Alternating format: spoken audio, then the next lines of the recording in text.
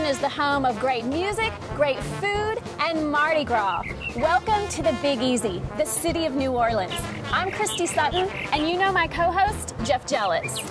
Yeah, Christy, can you be in New Orleans and in disaster services and not mention the dreaded K word, Katrina? I know, but keep in mind that 5 years later, there was no one more committed to putting Hurricane Katrina behind them than the city of New Orleans and the entire Gulf Coast. Yeah, and while we may not be able to avoid the word Katrina for the entire podcast, let's be clear. This isn't about rehashing the devastation that storm wrought. Instead, we want to focus on recovery and reconstruction.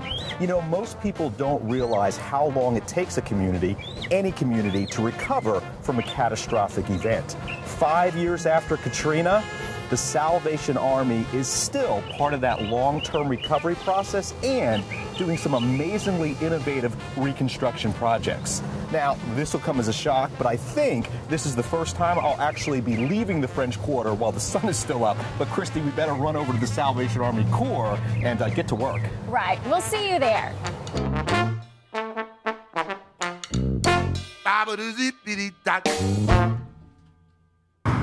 Well, Christy, here we are back at the Salvation Army's New Orleans Area Command, and boy, I bet this brings back the memories for you. Oh, yes, it does. As you know, I was here for about 6 months after Hurricane Katrina hit, and the city really became home for me during that time. Well, the man in charge of this facility and the entire Salvation Army Reconstruction program, his name is Captain Ethan Frizzell. I'm going to go see if I can find him and see if he'll chat with me for a little bit. Well, I'm going to let you do that, but I'm bursting at the seams. I'm going to run around and see all the changes to the place. Cool. I'll meet you back here. Okay. Ethan, thanks so much for having us here in New Orleans and inviting us to see the reconstruction projects the Salvation Army is engaged in. Give us a thumbnail sketch of what the Salvation Army is doing. What we're doing is we're taking a community approach to helping individuals. Is we recognize that each person that we help live in a community, and they need a stable neighborhood to raise their families in.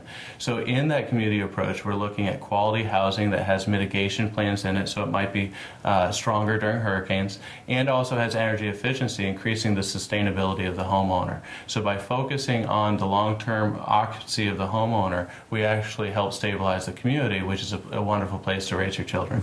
And I know one of the things that's always excited me about the Salvation Army is we were here in New Orleans before Hurricane Katrina. We're going to be here long after, as we are involved in reconstruction. How does this reconstruction project fit into the overall mission of the Salvation Army? One of the things I'm very thankful for is that the Army has allowed us to have a vision for New Orleans that's better than before.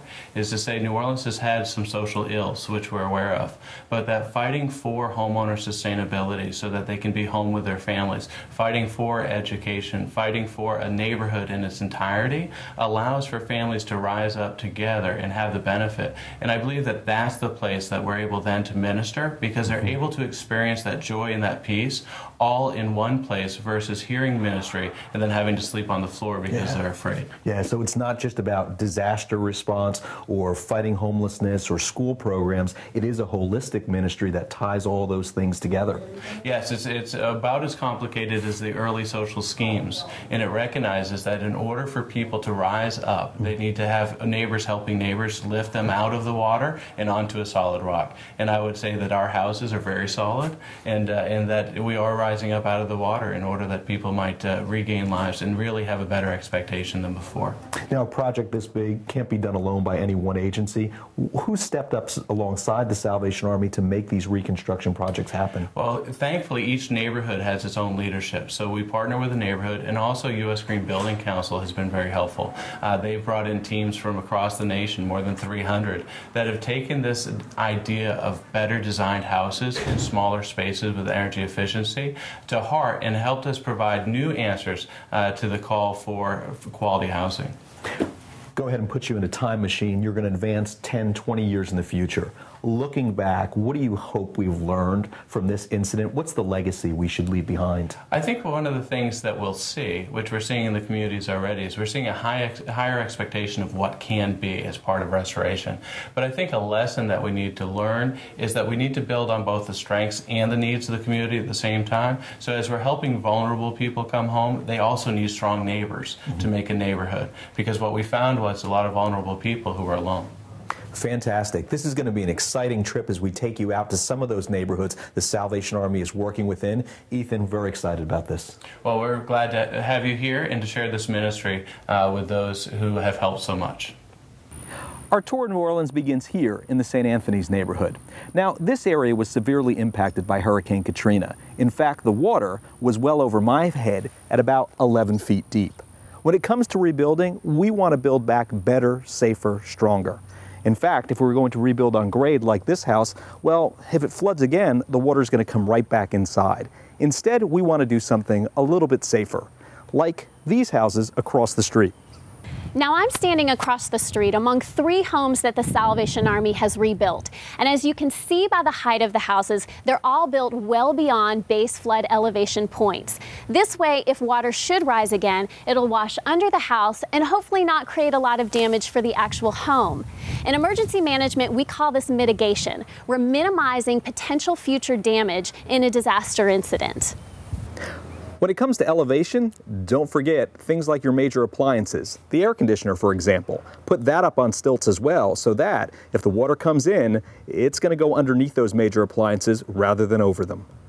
Mitigation is important, but one of the things we want to point out is how the architecture of the house reflects the community that it's in.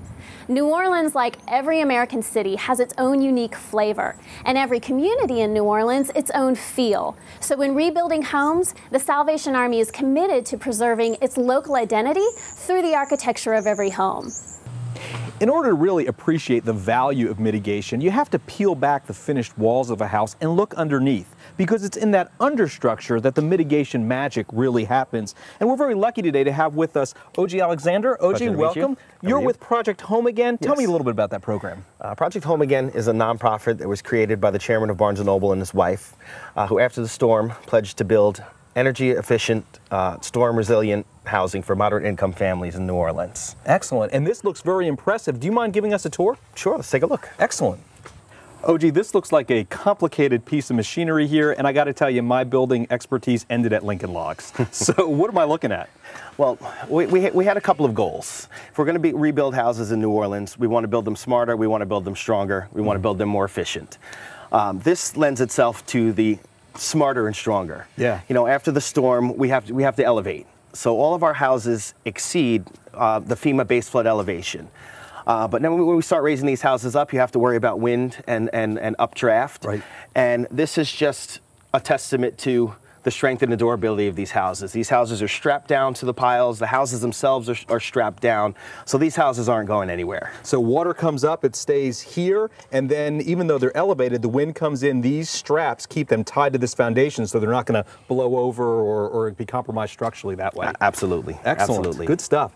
More stuff to see inside? Absolutely. Cool. We're inside the house now, and this house, I guess, is what you'd be calling the framing stage. Anything special about the lumber or things we should look at inside here? Sure, a couple of things. Like we spoke about before, we did try to think of everything from the inside out. And one, starting with the lumber itself. If you notice, it's got this green-purple kind of tint to it. Kind of a funny color for lumber. This is actually pressure-treated lumber. It's treated with borate. So this lumber addresses a couple of the issues that we face down here in South Louisiana. Mold, mildew, and termites. This pressure treated lumber is about mold and mildew resistant as you can get as far as lumber goes. And that borate, which is a naturally occurring element, happens to be poisonous to termites. Fantastic. So the little monsters, they bite into this wood, and that's the end of them. They check out because they die when they eat this. Yes, yes. So I guess that's also got to be good from a homeowner standpoint, because less pest control costs. You know, once you've got this lumber, you don't have to spray as much as you used to. Sure, sure. And I'd love to show you another house, and then we can talk about the energy efficiency features. Fantastic. Let's take a look. Great. Oh, you said you were going to take us to a house that's a little bit further along in the process, and wow, this one looks fantastic. What's special about this stage of the reconstruction? Well, to start, the siding, which is important. It's a hardy plank, which is actually a cement composite as opposed to wood. Also, mold and mildew resistant, and also holds paint for a very long time. Fantastic. You know, this Less stuff's not blowing off in high winds. Oh, excellent, excellent. And I guess that makes it safer for other houses in the neighborhood, because when the siding blows off in a hurricane-force wind, man, that can be a dangerous projectile. Absolutely, so, fantastic. Absolutely. Is there special stuff as part of the construction at this stage as well? Yes. Well, what I want to show you is going back to the energy efficiency we were talking about. This is one of our main features. Okay, so I'm looking up at the ceiling here, and it looks like you've got silly putty stuffed up in the rafters there. Well, actually, this is one of the key features of our energy efficiency. This is actually closed cell spray foam insulation. These houses are designed to work just kind of the same way a refrigerator or freezer worked. They're a sealed envelope. So this frame is underneath the house in the rafters, keeps the moisture out in the winter, keeps it cool and help cool in the summer. It's in the walls and it's in the rafters. Fantastic. So it's pretty miraculous stuff, because it keeps hot air inside during the winter and cold air inside during the summer. But silly putty, now if I were to take a comic strip, it would leave actually the image on the actual rafter. Can this do that? No, it can't. See, word to the wise, not quite as good as silly putty. Oh, gee, we're inside a finished home, and I got to tell you, this is spectacular on the inside. I mean, this is absolutely fantastic in terms of what it looks like and the way it feels, but I know, again, there are a lot of great things hidden behind the walls. So what are some of the things that are kind of hard to see but pretty important about the structure? Great. Well, we talked a little about the energy efficiency and the spray foam insulation that's underneath the floor, in the walls, and actually in the rafters. So that they create that sealed envelope. The second part of that is actually the windows. You can't tell from here, but these windows kind of have a tint to them. Okay. Lots of windows, lots of natural light. They have what's called a very low solar heat gain coefficient. Okay. Light comes in, heat stays out. Excellent. Vice versa in the winter. Heat stays in, you don't lose it through the windows. So it's like a control on the heat temperature, helps you keep everything inside temperature controlled. Absolutely. Oh, gee, this has been a spectacular tour. Thanks so much for it. No problem. And Appreciate it. you keep My up the pleasure. good work. If there's anything Absolutely. we can do for you, don't hesitate to ask. Thank you very much.